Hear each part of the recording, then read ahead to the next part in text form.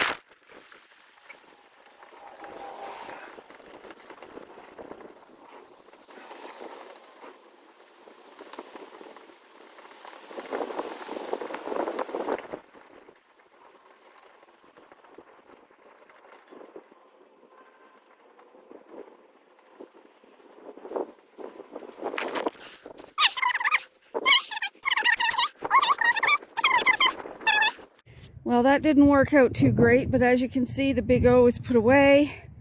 I coiled it up, tied it up, squeezed it into that portable shed with no door, which has to be fixed before winter.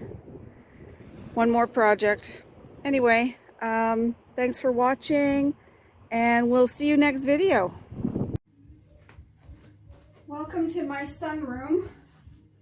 I'm just getting everything ready for summer. This room is locked up all winter long.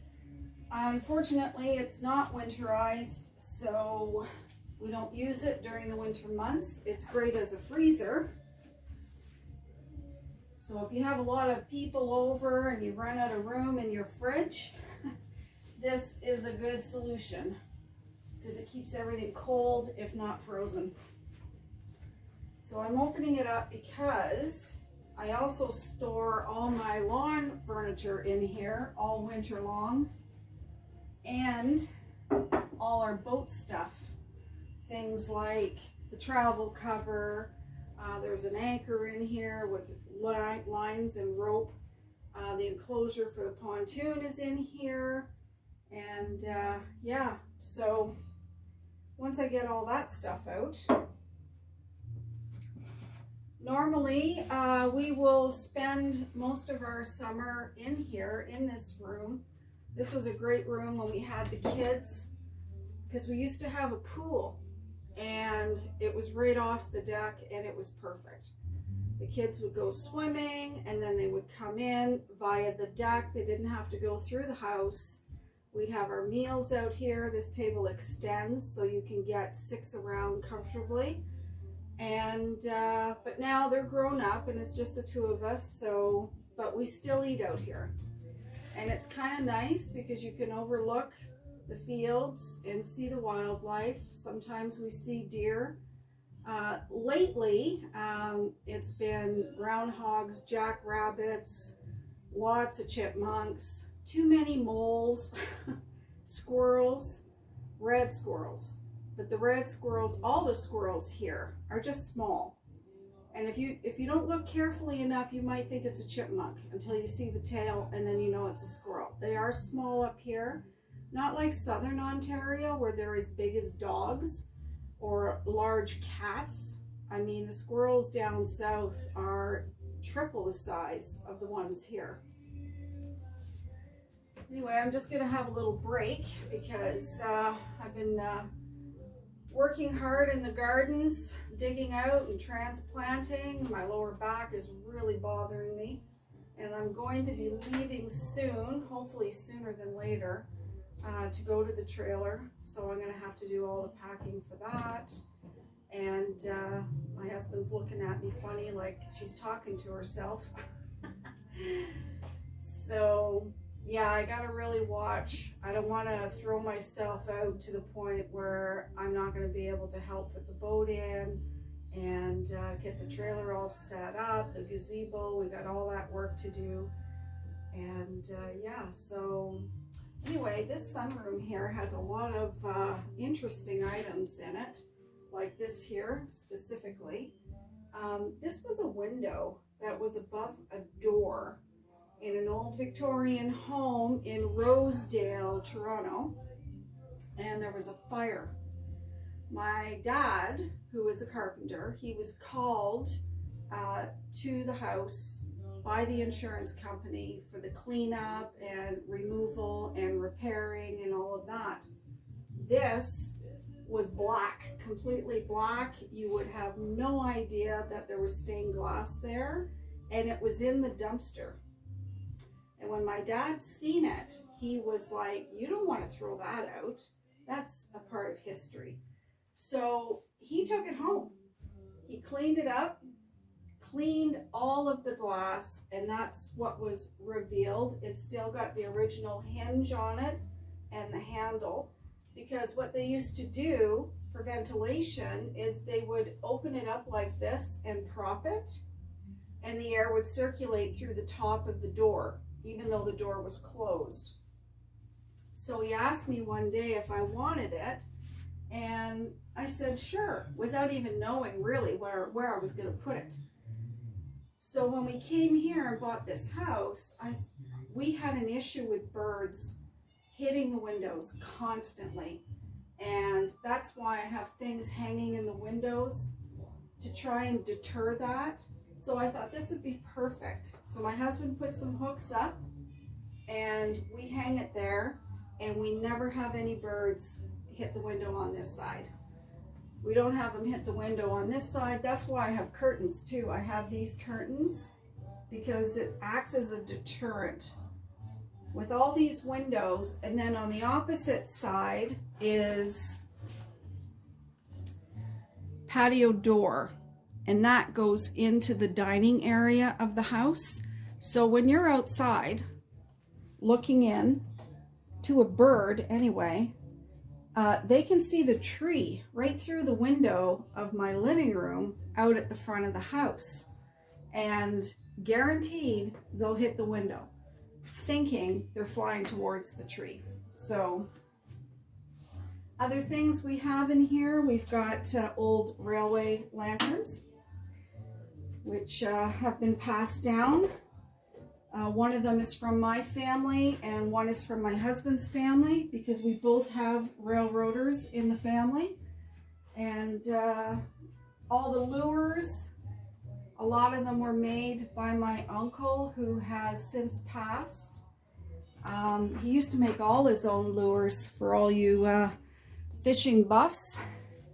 So I hung them up there, and I've got them all the way around. Old fishing rods. That bow there my husband made out of wood. But all those lures, they're antique, they're vintage, and I really didn't know where to put them. My husband wanted them out. He's not using them, and he just thought it would be ideal if we had them in the sunroom, and that was the best solution I could come up with. The only problem was I ended up in the Emerge one day, because I'm not sure if it's still up here. I was taking the curtains down. And I wasn't paying close enough attention. And this lure right here, this big fat one, impaled my finger. It went right through my finger, and it was this finger specifically, and I could not get it out. So I ended up at the Emerge, where they froze my finger to remove it and gave me a tetanus shot. So when I take the curtains down, which will be soon because I need to wash them, I have to be extremely careful not to do that again. Anyways, we have other interesting items in here. The old cast iron frying pans, actually, which are becoming extremely popular these days. This one is quite old, and the one up above as well. So we don't use those anymore because they have to be at least 70 years old. And same as this here, this wood stove. This wood stove isn't connected to anything at the moment. I don't think we'll ever use it, but it belonged to somebody that my husband knew. And when he passed away, he ended up with the wood stove. It is functioning. You could use it. It just needs a pipe. But I don't think we'll be using it. It's just basically there for decoration. All the insulators, these jars here, these are the colored ones. I had a pile of them. These all belong to my husband's mother. These here were the insulators. These are quite old. This one is from 1942. I kept these ones because of their color, and they belong to my husband. These mason jars down here also belonged to my husband's mother, and they are quite old. You don't use these anymore. Oh, golf anyone? That's an antique golf club. And yeah, so and then of course I've got some more mason jars right there, which also belonged to his mother. These down here, the tulips, these were made by my husband. He made those as when he was into decorative woodworking. He made those. And we have an old antique oil can right there from back in the day. And then we have the old lanterns, railroad lanterns. We've got a couple of those. And that's just a bit of what we have in here. But it seems appropriate to have this sort of thing in this room. All these old bottles that were collected over the years that were found actually buried in the ground. Milk jars, medicine jars, or bottles. And yeah. And then of course we have the old creamer and cup. And this is the old coffee pot, which I have those flowers in. Flowers are not real, by the way, because when we go away, there won't be anyone to take care of them. So they're not real. But this definitely is, and I have the lid for it somewhere. I'm sure it's not far. Yeah, so this is our sunroom, and oh, and this picture here, my grandfather made. I don't know if you can see it. There's probably a glare. Yeah, I think there's a glare on there. My grandfather used to make copper pictures, and he made that. He's been gone now since the early 90s, and that's the only one that I have currently. But he did make a lot of them, and they're floating around out there everywhere, all different scenes, and some are of ships, some are of, you know, couples dancing, and anyway, there's a whole list. But yeah, so this is our sunroom, and I'm almost done cleaning it up and getting it ready for the summer. So, oh, and by the way, I'm not drinking rum and Coke or rye and Coke. It's just Coke. My husband's the rye drinker. I'm the wine drinker. And so this is just Coke. Anyway, thank you for watching. Please subscribe, like, hit the bell. And we'll see you next video. Talk to you later. Bye.